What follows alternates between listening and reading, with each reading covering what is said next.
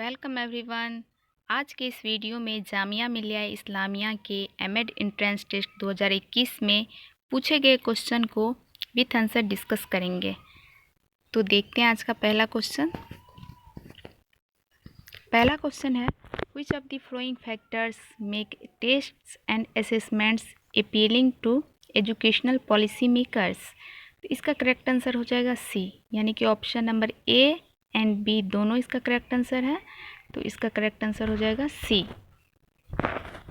Question number 2 is, which of the following have been some of the long standing criticism of testing in education. इस question का correct answer हो जाएगा option number D, all of the above. अगला question है, match column A and column B and choose the most appropriate option. Column A का पहला है, an instrument और systematic procedure for measuring a sample of behaviour bye posing a set of question in a uniform manner.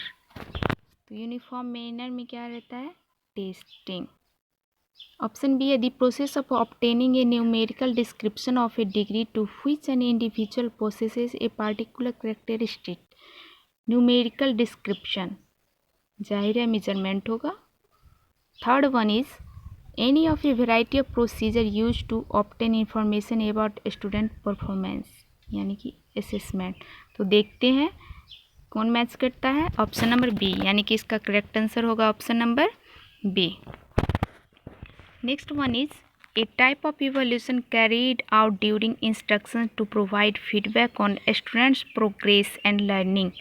It is used in monitoring instructions and correcting learning errors, thus promoting learning. It is called formative evaluation, यानी कि इसका correct answer होगा option number C.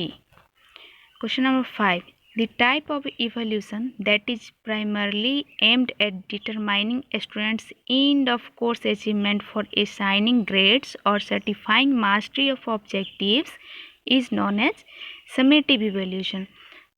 Option number D. Question number 6. A test or other type of evaluation designed to provide a measure of performance that is interpretable in terms of an individual's relative standing in some known group is called norm reference test, यानी कि इसका correct answer हो जाएगा option A. Question number 7.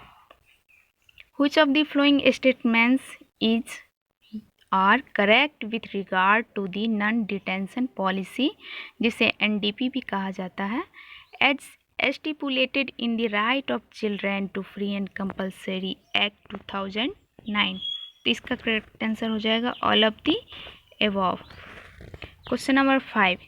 A non-competitive evaluation where an interpretation of evaluation doesn't make inter-student comparisons but are based on established set of standards of mastery is called criterion reference evaluation. Question number 8 का correct answer हो जाएगा option B. Question number 9. Which of the following are the characteristics of effective evaluations? इसका correct answer हो जाएगा all of the above, यानी कि effective evaluation के क्या क्या करेक्टरिस्टिक्स हैं। तो इसके करेक्ट आंसर हो जाएंगे option D. Question number 10 is, what does the comprehensive mean in continuous and comprehensive evaluation. CCE में कम्प्रीहेंसिव के माने क्या है? तो कम्प्रीहेंसिव के माने, it refers to the imperative of covering both the scholastic and the co scholastic aspects of students growth and development. तो इसका करेक्ट आंसर है option number A. Question number 11 is, which of the following is a measure of central tendency. As we know, central tendency is mean, median and mode. तो इसका correct answer हो जाएगा all of the above. Question number 12. The dash of a distribution is commonly understood as the arithmetic average. तो arithmetic average को और क्या नाम से जानते हैं? मीन। तो इसका करेक्ट आंसर हो जाएगा option number C. Question number 13. The score that occurs most frequently in a distribution is called mode. इसका करेक्ट आंसर हो जाएगा option number C. Question number 14 is what is the median of the following set of scores. यहाँ कुछ data दिए गए हैं 18, 6, 12, 10, 14 and 22। इसका median पूछ रहा है, तो जैसे हम जानते हैं इसको सबसे पहले क्या करेंगे, असेंडिंग ऑर्डर में इसको रखेंगे, उसके बाद इसका मीडियन निकालेंगे। मीडियन निकालने पे हमें करेक्ट आंसर आया 13, जो कि ऑप्शन नंबर डी में है, तो इसका करेक्ट आंसर होगा D. Question number 15, which of the following best describes the meaning of the term ordinal scale. तो इसका करेक्ट आंसर होगा ऑप्शन नंबर बी कि it refers to a scale where variables are not just named or labeled but also put in a specific order। तो इसका correct answer हो जाएगा option number B. Question number 16 is calculate the mean of the following set of scores. Scores is 8, 27, 3, 15, 37 and 6। तो इसका mean calculate करने के लिए कह रहा है, तो मीन कैलकुलेट करने पे आंसर आ रहा है 16, तो इसका करेक्ट आंसर हो जाएगा option A. Question number 17 is which of the following is are not correct. तो इसका करेक्ट आंसर हो जाएगा ऑप्शन सी, क्योंकि स्टैंडर्ड डेविएशन क्या है, नैरो रेंज नहीं इंडिकेट करता है। Question number 18, which of the flowing statements is और आर करेक्ट।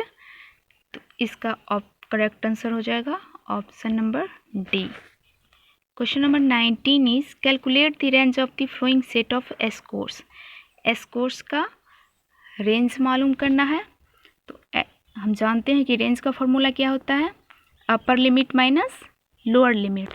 तो यहाँ अपर लिमिट कितना है 361 माइनस लोअर लिमिट 5। तो 361 में से 5 को जब माइनस करेंगे तो कितना ऑप्शन आएगा 356। तो इसका करेक्ट आंसर हो जाएगा option number B. Question number 20 is which of the following are the properties of the normal probability distribution also known as the bell curve.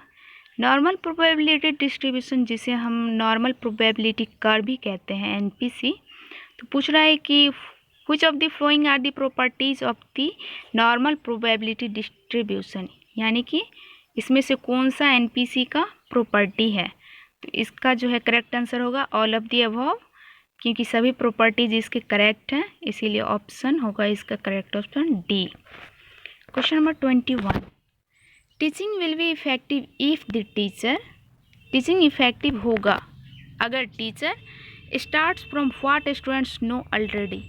Teaching तभी इफेक्टिव हो सकता है जब टीचर अपने क्लास में टीचिंग को वहाँ से स्टार्ट करेंगे जहाँ से स्टूडेंट जान रहे हैं। तो इसका करेक्ट आंसर होगा ऑप्शन नंबर सी।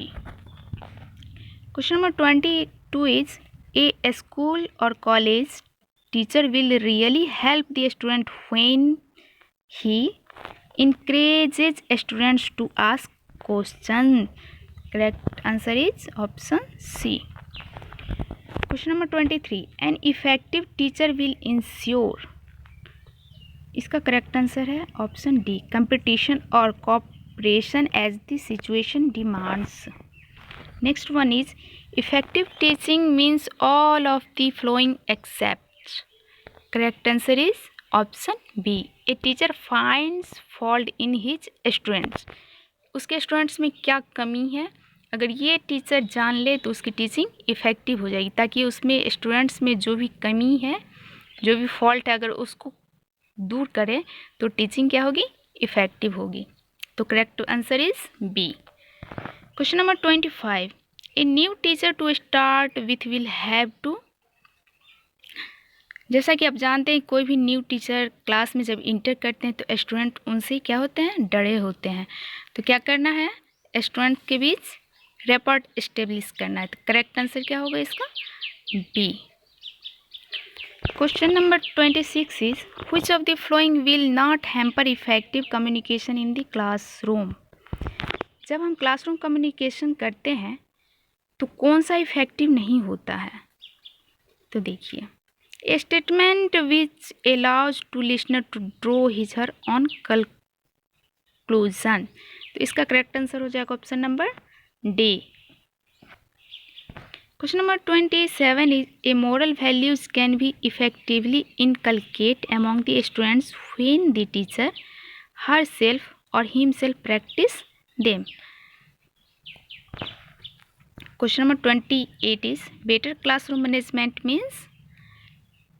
बेटर क्लासरूम मैनेजमेंट का मतलब क्या है? तो इसका करेक्ट आंसर हो जाएगा option D, all of the above, यानी कि effective group work and interaction among the students, ये तो होना ही चाहिए।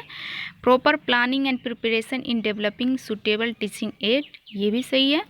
Punctuality of the teachers and ability to complete course in time, यानी कि इसका करेक्ट आंसर हो जाएगा all of the above. Question number 29, who developed the interaction analysis category system in education for analyzing the teacher behavior and interaction going to the classroom? तो ये किसने develop किया? Ned A Flander. तो इसका correct answer हो जाएगा option A. Question number 30 is the general teaching competency scale was developed by GTCS। GTCS किसने develop किया? MS Lalita and PK Passi. Then correct answer is option C. Guys इस videos में इतना ही, हम आपसे फिर मिलते हैं दूसरे वीडियोज में। अगर आपको ये वीडियो अच्छा लगे तो लाइक, सब्सक्राइब एंड शेयर कर देना। Thank you so much.